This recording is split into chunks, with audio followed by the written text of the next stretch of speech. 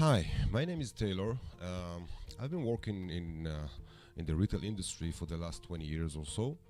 I've been starting my career back in Asia. I've been there for 12 years, and I was producing in China as well. Been in China, living in China for 7 years. In China, I was producing for Walmart and for other famous brands like BCBG and Max Azaria. I was also creating my own label, private label in China, that I was selling to Costco in Canada. Moving forward, after Asia, I created my own private label, and I was selling that private label for about 7 years. And it was a very successful one with wearable tech accessories. And we sold the products from that brand to more than 60 different retailers in the USA. And we're talking about Macy's and Kate Spade, Bloomingdale, Urban Outfitter, TJ Maxx, a lot of different retailers, Williams Sonoma as well. Yeah, since 2017, what I do is I'm taking online brands like Amazon sellers or brands that are selling on their online website, on their own website, and I'm switching their sales, not switching, but adding to their sales also the retail.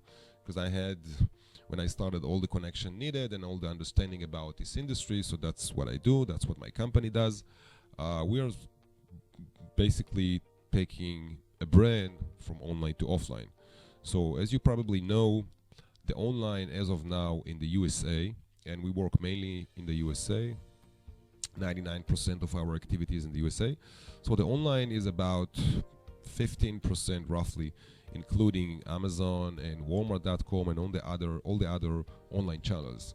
So if you look at the market and you have a brand, you have a private label, or beginning to have a private label, you would want to look at the whole market, and the whole market is the 100% obviously, but the majority of it is 85%, which is mostly based on the retailers. There are other channels as well, like local wholesalers and local importers and other stuff like, TV channels and media and big dropship companies.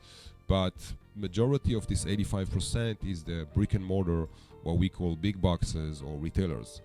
When I started this journey, I was under the impression that there are about 850 retailers across the US.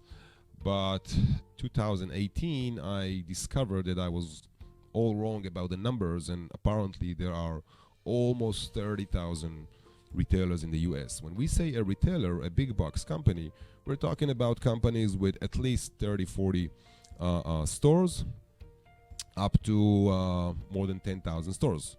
If you look at Macy's, they have more than 800 stores. TJ Maxx, for instance, has more than 4,000 stores. CVS, as of now, I think they have 9,980 stores. And there are even bigger retailers like Dollar Tree, which has 16,000 locations. And when you look at those organizations, you might think, oh, they are so huge, why would they take my products? So here's the thing. I mean, retailers, they're always after new products and after alternative. When I sell alternative, it's because they have their own vendors, but they're always looking to expand to more vendors. Now, if they would have too many vendors, that would not be good for them because it's too much to handle. But at the same time, they do need a certain amount of vendors.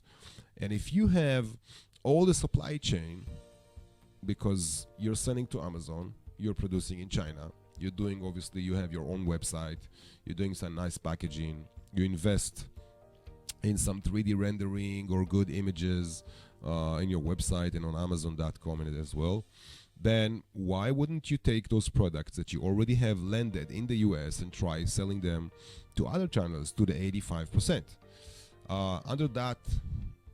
Under this thought, this understanding of the market, we started, again, almost 6 years ago, to take Amazon vendors to this journey called online to offline, and that's what we do.